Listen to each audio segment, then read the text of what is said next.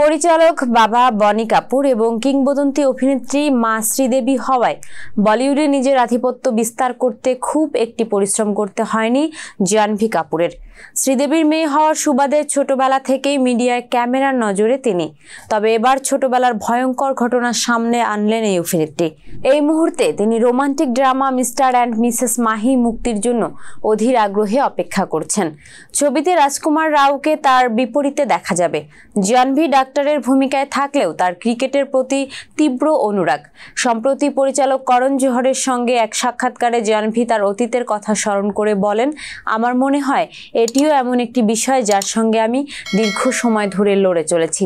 12 থেকে 13 বছর বয়সে প্রথমবার আমি অনুভব করেছিলাম মিডিয়া আমাকে কামুক দৃষ্টিতে দেখছে।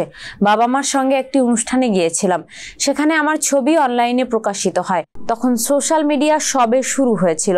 এরপর একটি পর্নোগ্রাফিক সাইটে আমার ছবি পেয়েছিলাম এবং আমার স্কুলের ছেলেরা সেটা দেখে হাসাহাসি করেছিল। অভিনেত্রী তার পোশাক পরার জন্য কিভাবে সমালোচিত হয়েছিলেন সে সম্পর্কেও কথা বলেছেন।